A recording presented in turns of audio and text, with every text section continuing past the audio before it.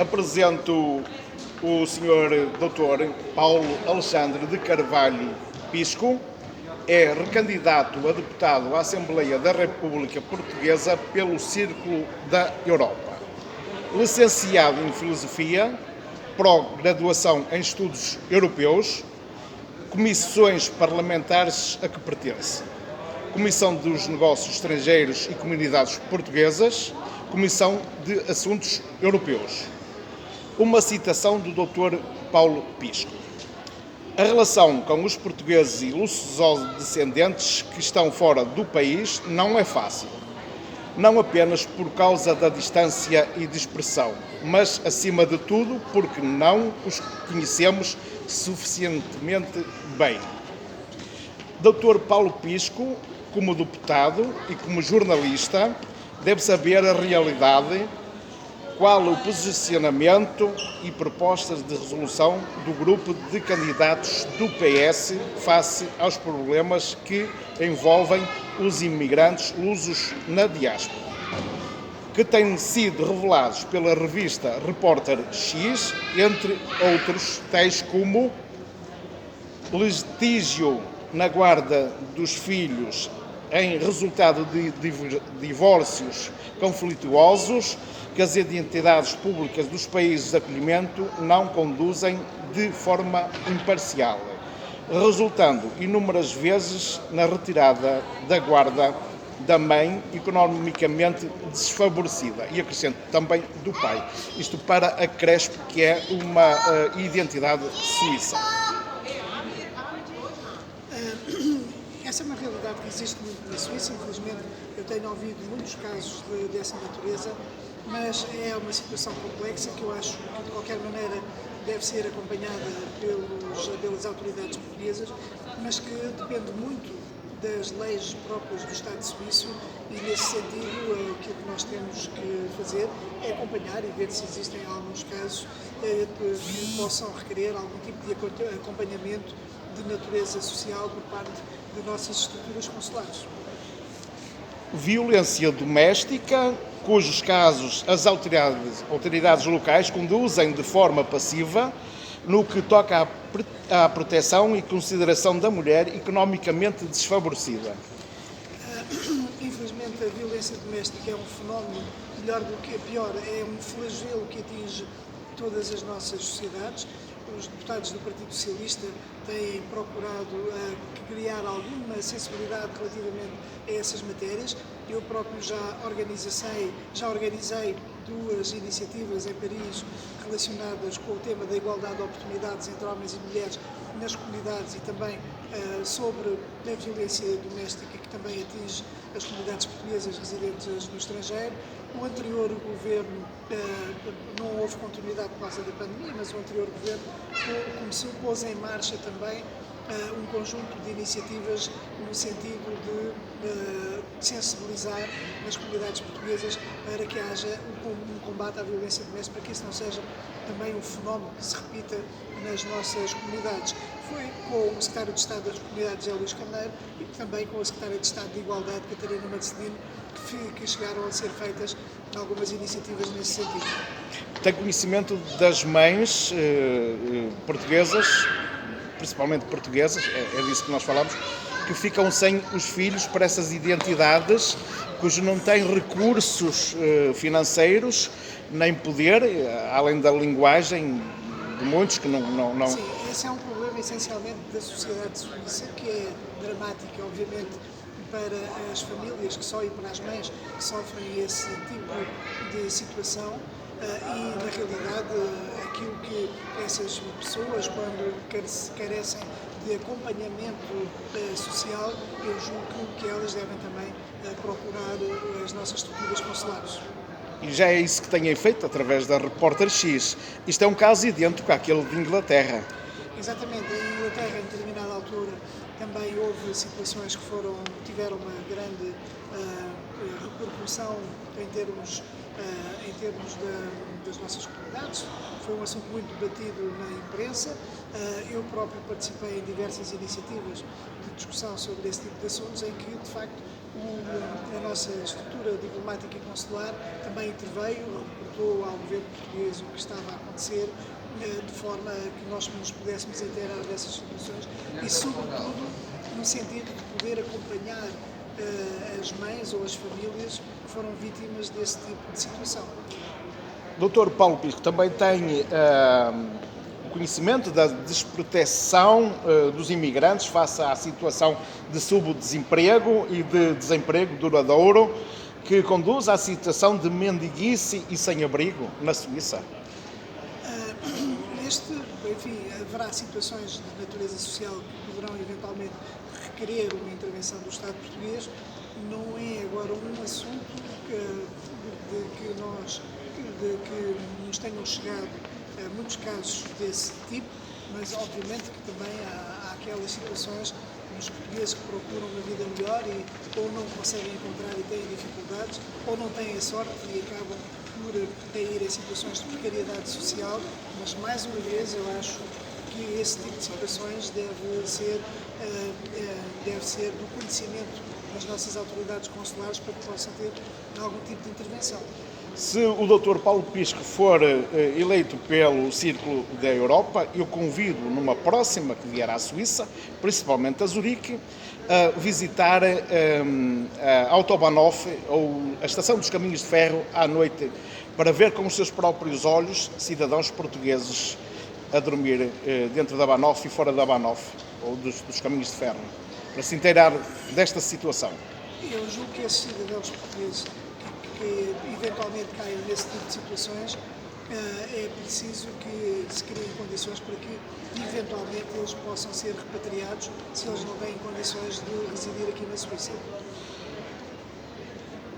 A desproteção social face a acidentes de trabalho que resultam em incapacidade para o trabalho e muitas vezes originam casos de falsidade de factos revelados pelos serviços médicos junto das seguradoras para impedir e assumir de indemnizações e compensações ao trabalhador acidentado.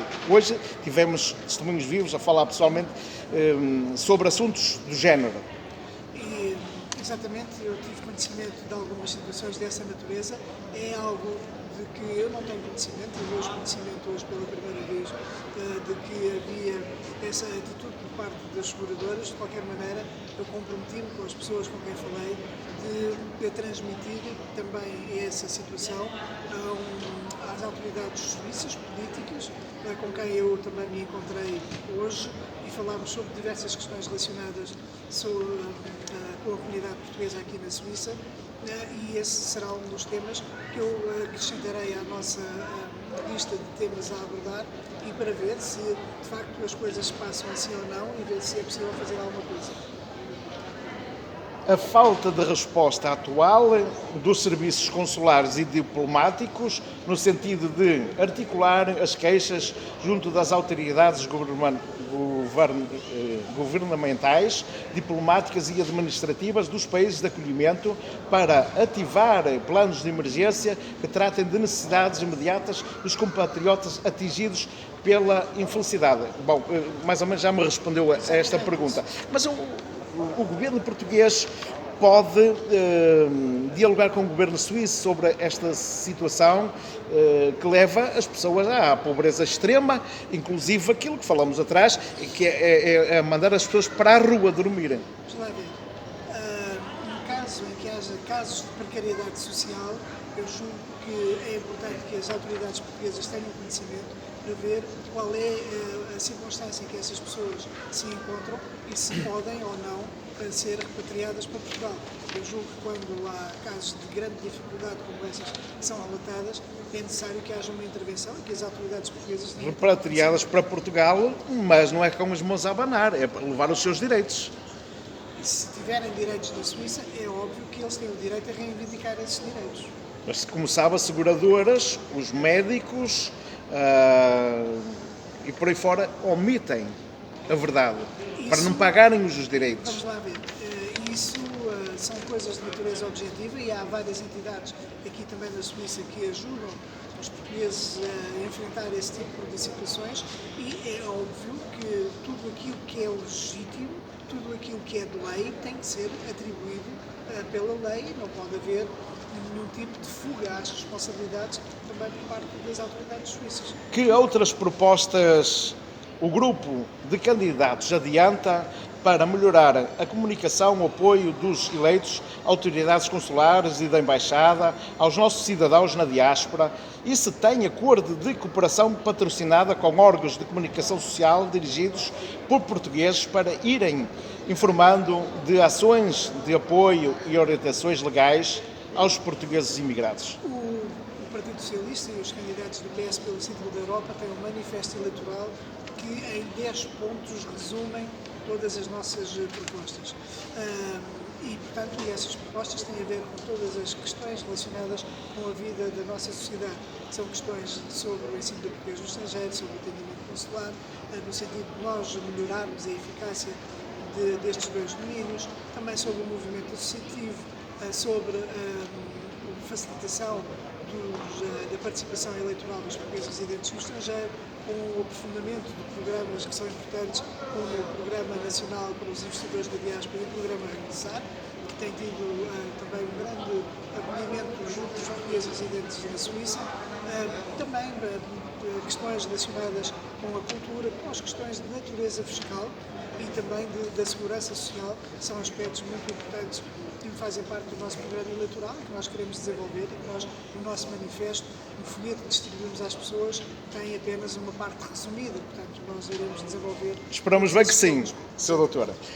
Todos estes pontos aqui ditos foram comunicados ao Consulado Geral de Portugal na Suíça, ao Consulado Geral de Zurique na Suíça, à Embaixada de Portugal em Berne, à Secretaria de Estado das Comunidades Portuguesas, ao Ministério dos Negócios Estrangeiros, às câmaras municipais suíças e quase ninguém se importou. Falei do assunto pelo telefone para o gabinete da Sra. Berta Nunes, da Sra. Doutora Berta Nunes, Secretária de Estado das Comunidades Portuguesas, e levei a cabo reuniões com o Sindicato UNIA e com o Consulado Geral de Portugal em Zurique. Há muitas perguntas sem respostas.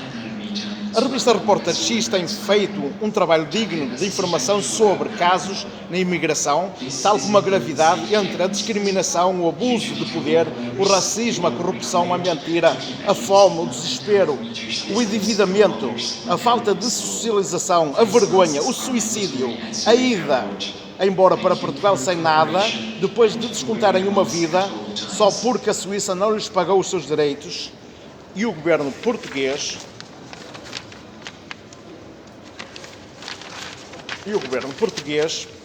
nada fez para que ajudasse em casos burocráticos, mas que apenas faz valer o jogo de interesse do acordo bilateral ou do acordo de Xangai, para extorquirem valor ou impostos triplicamente cobrados. Onde está o respeito humano para a imigração, no qual todos fecham os olhos e se lembram apenas em tempos de eleições? Certamente que existem algumas situações e que exigem a intervenção do Estado português. E eu julgo que o Estado português e o governo português está atento para fazer valer os direitos também dos cidadãos residentes no estrangeiro.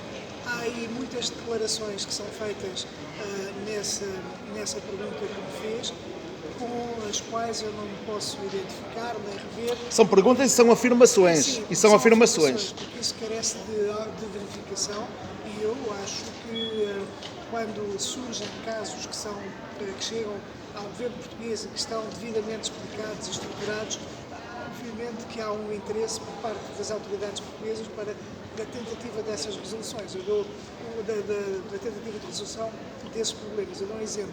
Quando as questões fiscais começaram a surgir de uma maneira muito premente em Portugal, o próprio governo português, através de vários membros do governo, do Secretário de Estado das Comunidades, do Secretário de Estado da Igualdade, do Secretário de Estado dos Assuntos Fiscais. Eles deslocaram-se à Suíça precisamente para dialogar com a comunidade portuguesa para saber quais eram os seus problemas. Portanto, quando há problemas que são efetivamente identificados, há uma reação da parte do governo português. Se essa informação foi devidamente encaminhada para o governo português, eu tenho a certeza absoluta que o governo português há de dar uma resposta diretamente ou indiretamente para que haja uma... Vai levar isto ao Sr. Presidente da República? Não, eu não me compete a mim levar isso ao Presidente da República, a mim compete-me transmitir essas informações. Mas ele tem conhecimento já. Mas a mim compete-me transmitir ao Governo e não ao Presidente da República. E isso, claro, são questões que fazem parte das minhas preocupações. Ao Sr. Primeiro-Ministro António Costa, certo? Governo, Se o Sr. Dr. Paulo Pisco continuar à frente dos destinos pela lista do PS ao Círculo da Europa, promete não esquecer os seus na imigração? eu nunca me esqueci dos nossos compatriotas nas comunidades. Aliás, eu sou deputado desde 2009 e não há praticamente um único fim de semana em que eu não esteja junto das comunidades portuguesas, onde quer que elas estejam. Este círculo eleitoral da Europa é muito vasto, há muitos portugueses, há mais de 2 milhões de portugueses e lusodescendentes na Europa, são muitos e estão espalhados por toda a Europa, e eu faço os possíveis e os impossíveis muitas vezes para ir ao encontro de todos esses nossos compatriotas, para os ouvir e saber quais são as suas necessidades e expectativas. Vamos aqui falar um bocadinho de eleições. Os votos nos consulados deixaram de funcionar bem porque obrigaram o eleitorado a se inscrever para votar e penso que poucos o fazem. Essa pergunta não é precisa. Há diferentes modalidades de votação. Para a Assembleia da República vota-se por correio e para a Presidência da República vota-se presencialmente. As pessoas têm que se deslocar. São eleições com modalidades de votação diferentes, porque são eleições também diferentes. Na votação para o Presidente da República estamos perante um único círculo que inclui o continente, as regiões autónomas e a imigração, e para a Assembleia da República são 22 círculos eleitorais, 2 dos quais da Europa e outro fora da Europa. O que eu quero dizer é que quem se inscrever no consulado não recebe o envelope para votar em casa. E a maior parte deles não se vão deslocar ao consulado para votar. Portanto, há logo ali, como é que se chama, a abstenção. As pessoas para se receber, para serem eleitores, têm que se inscrever no recenseamento eleitoral. Habitualmente, quando vão ao consulado, o funcionário consular pergunta se quer também ficar inscrito. Exatamente. No recenseamento eleitoral. O que eu quero dizer é que muitos deles não se deslocam ao consulado para votar no dia das eleições. Sim, mas não devemos confundir. Ok. Nestas eleições, as eleições são feitas por correio. Todas elas. Sim. Houve quem dissesse atempadamente que queria votar presencialmente, bom, então essas pessoas deslocar-se-iam ao consulado aqui em Zurique para votar presencialmente. Mas estas eleições são umas eleições em que as pessoas vão receber em casa um envelope com o voto, não têm que pagar selo e só têm que votar. O sistema está simplificado, está muito simples, só têm que votar, voltar a ter uma fotocópia do cartão do cidadão e voltar a pôr o envelope dentro de um outro envelope e mandar para Portugal até dia 29. Já hoje falamos nisto, mas eu vou citar aqui para esta entrevista. Os votos por carta, o voto pode ser irregular e ter validade. Dissemos nós na revista Repórter X, isto porque qualquer chico esperto, entre aspas, numa família pode votar por todos em determinado partido, contra a vontade dos mesmos, fazendo a respectiva cruz de voto e tirando uma cópia e enviando os respectivos envelopes. Ou seja, um pai, um filho, um neto, um avô pode fazer 5 ou 6 ou 7 cruzes da família toda e colocar o respectivo cartão de cidadão e enviar contra a vontade dos outros que querem votar no outro partido, não querem votar. Pode correr o risco. Há pessoas para tudo, certo? Por isso é que eu digo que é um voto irregular e tem validade. Não é um voto irregular, porque as pessoas, não há nenhuma irregularidade nesse voto, quando nós não sabemos, e nós não podemos partir desse princípio. A partir do momento em que as pessoas estão inscritas para ser eleitores, elas recebem em casa uma carta e depois o que acontece dentro de casa das pessoas nós não podemos controlar. Mas o princípio é um voto uma pessoa, um voto. E, Mas entendeu o meu raciocínio, doutor? Entendi, mas tem que ser uma pessoa, um voto. Esse é que é o princípio. Agora, se em casa alguém da família quiser condicionar o voto, isso nós não podemos entrar na casa das pessoas. Não é de todo correto, não é de todo correto. Mas isso é uma questão individual, nós não podemos... O princípio Porque pode haver a alfalcatrua, como se diz. O princípio é uma pessoa, um voto, e nós não podemos entrar na casa das pessoas, como é óbvio. Sei que o Dr. Paulo Pisco defende o voto eletrónico, no entanto, esse voto eletrónico tem de ser para a presidência, para as legislativas, mas também para as autárquicas. Pois que o nosso apego à terra natal, e tão importante ou mais que o país, eu, como cidadão e como candidato a um partido na Assembleia Municipal da Póvoa de Lanhoso, fui impedido de votar lá porque estou inscrito em Zurique e foi impedido de votar aqui na Suíça porque não há voto eletrónico. Acha bem que para as autárquicas nós não possamos votar da mesma forma que votamos para o Governo e para o Presidente? Não há nenhum país que na Europa, aliás, a única experiência que houve relativamente ao voto municipal, o voto local para os cidadãos no estrangeiro foi a Espanha e fizeram isso uma única vez e logo de seguida abandonaram esse sistema de voto. Essa é uma situação que é bastante problemática porque o voto para as eleições autárquicas é por excelência um voto de proximidade e há muitos casos em que há muitas essa situação é muito complexa porque muitas freguesias, por exemplo, têm mais de metade dos seus eleitores a residir no estrangeiro e muitos deles não têm essa ligação também ao país. Portanto, é uma situação bastante problemática e relativamente ao voto eletrónico, o voto eletrónico não é como disse, o voto eletrónico nós vamos fazer uma experiência para o Conselho das Comunidades que eventualmente, se correr bem, poderá aplicar-se à votação dos eleitores no estrangeiro e apenas para a Assembleia da República. Doutor Paulo Pisco, eu terminei as perguntas. Se me permitirem que o Rui Fialho, que estivemos à conversa particular, faça uma única pergunta, só para dar a conhecer que estivemos juntos e que o senhor tem conhecimento desta causa. Senta-te ali, Rui, rápido. Uma pergunta curtíssima. É só, o doutor já sabe do que se trata, é só para complementar aqui. O senhor doutor comprometeu-se que leva este assunto para o Governo. Faz lá a pergunta. E a nossa pergunta é mesmo essa. Não queremos que assuma um compromisso, talvez não possa garantir, mas gostávamos de pedir que vai tentar fazer o máximo para fazer chegar este assunto ao Parlamento, de alguma forma que isto seja debatido, porque há pouco falámos na situação dos impostos, o que se tem feito, melhorar o voto, o direito ao voto, o direito cívico, é um direito fundamental, e isso é uma das vantagens que os portugueses têm hoje em dia, mas